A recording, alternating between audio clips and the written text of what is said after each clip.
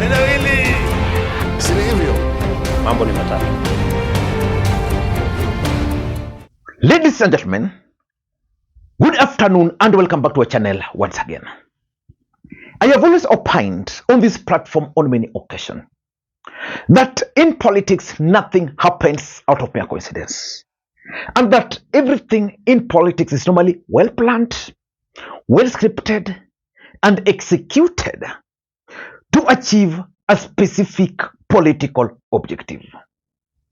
Nothing in politics just happen for the sake of it. What is William Ruto up to? What is his game plan with the church? Because yesterday William Ruto donated a 10 million Prado to Bishop Benjamin Kalonzo of AIC Bomani in Machakos County.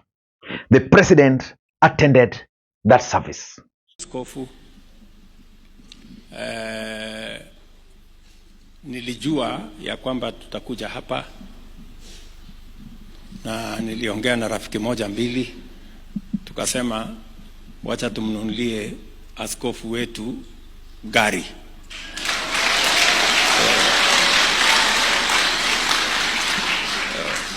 Askofu, tumekuja na gari iko hapo nje, tutakupatia ndio uweze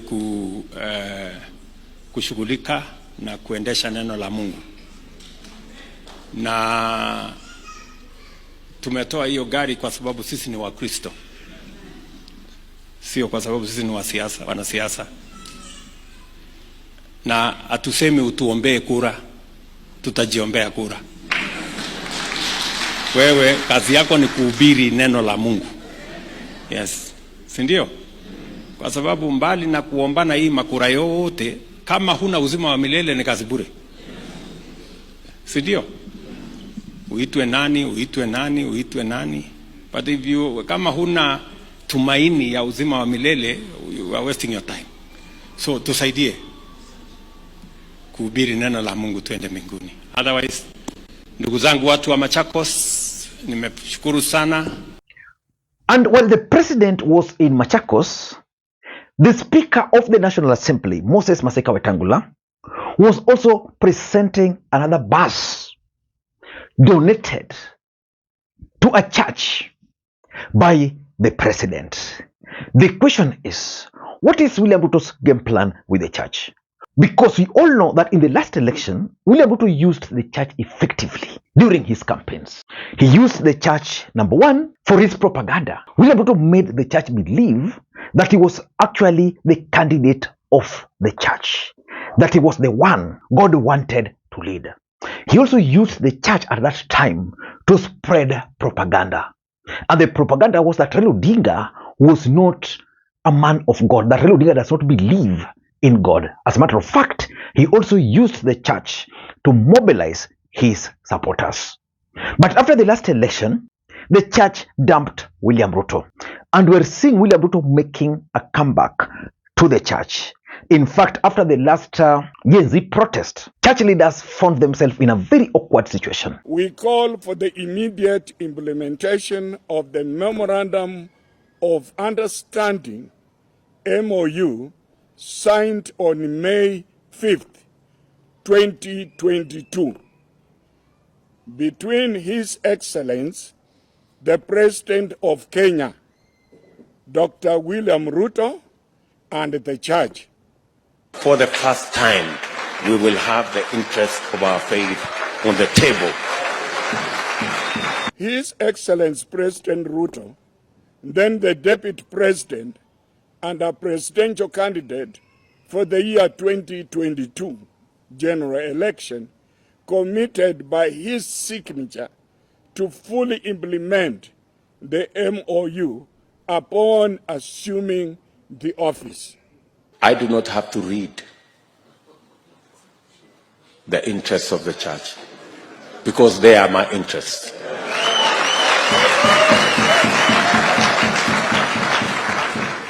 The first day they came here, I was ready to sign. They are the ones who delayed me. They said, wait a minute. Hii ni signature ya rais. Ya kwanza ni ya rais mwenyewe.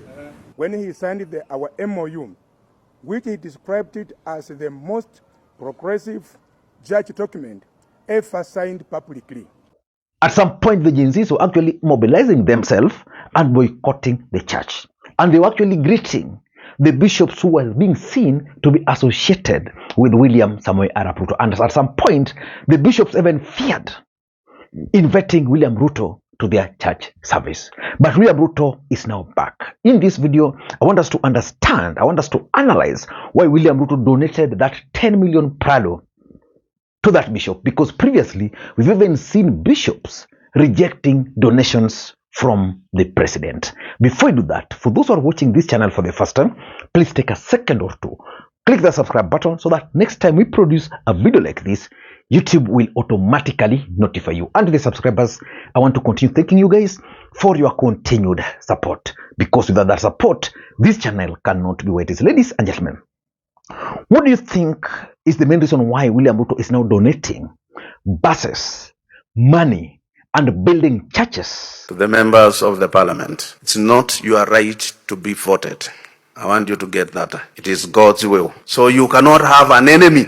Nyinyi munafanya inchi yetu na kufanya rais kuwa na kibarua ngumu. They are yours. They may not vote for you, but they are your people. So don't make it difficult for the head of the state to run all over. Putting off fires from there and there. Have eagerness. Hata akiwa hakunipigia kura bado ni yangu. So ningelipenda muwe na hiyo. And don't incite. You are the overseer for this time. We must have the attitude and the motivation so that we serve in our church, in our school, in our political arena, in our government.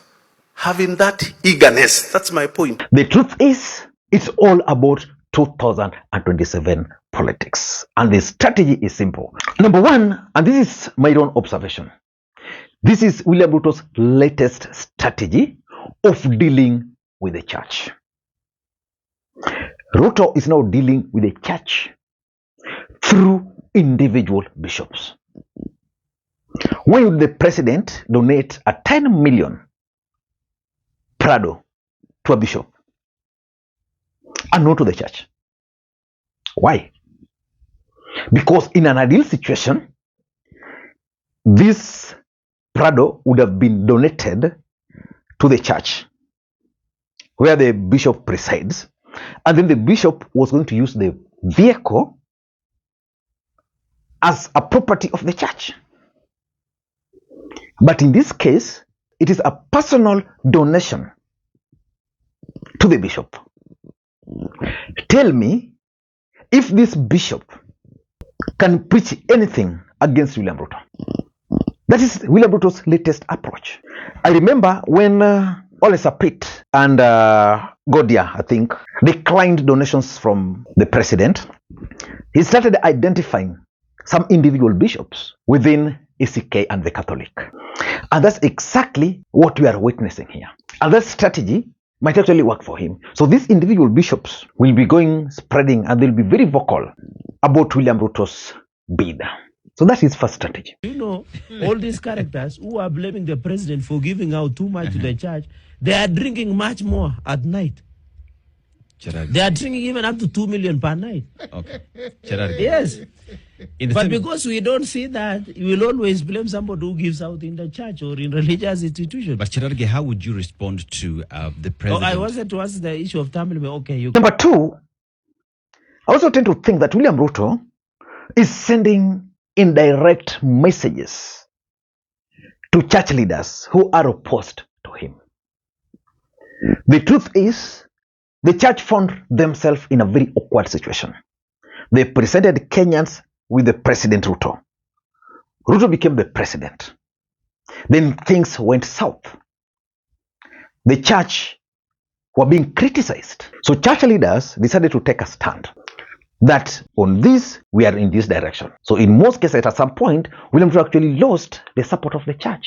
He would send donations, they would reject. Coupled this with the rage of the Gen Zs against William Ruto's government. So William Ruto, now in my view, he has started a new strategy of reaching out to specific church leaders. So after donating to this bishop, He picked it. He will donate another one to another bishop who will pick. Wetangula presented another one to another church group, women. They'll pick. And more bishops will start writing to the president. We want you to visit us. We require this, we require this, we require this. So that those who don't accept the offers might actually feel embarrassed. They might feel the need that even us, we deserve the money. And number 3, if there's one thing William Ruto knows how to use, it's money.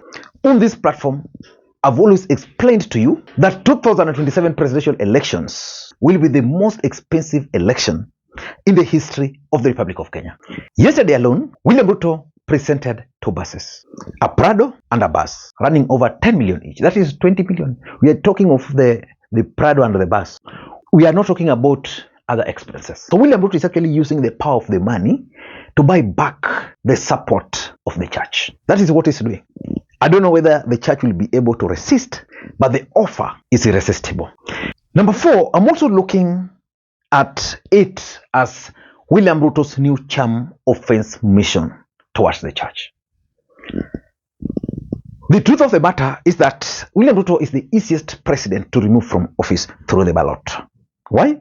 Because William Ruto has lost the hustler narrative. I don't think William Ruto can be able to revive that hustler narrative. William Ruto has lost the church. So the thing is, he has not accepted that.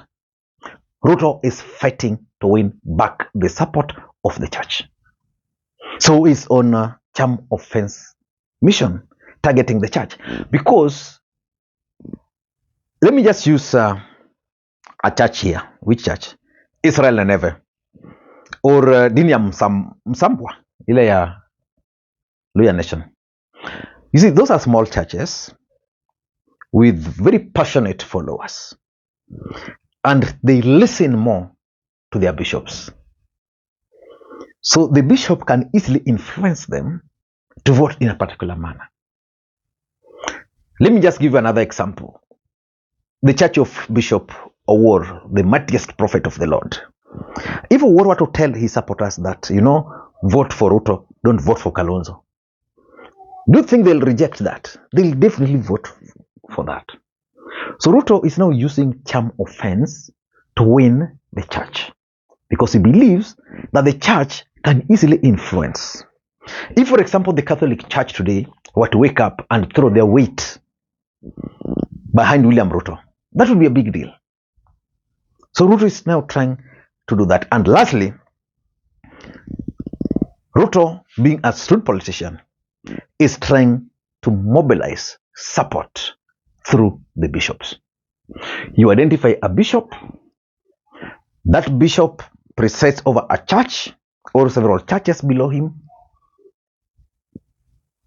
Every opportunity they'll use to support Ruto. So by that, in fact, sometimes I think Ruto is very smart, because who would have thought that right now a church leader would accept donation from the president? But they're accepting. Ladies and gentlemen, I don't know what you think. Let me know in the comment section whether you think the church will support William Ruto again. Until next time, this is Lee Makwiny. Bye-bye.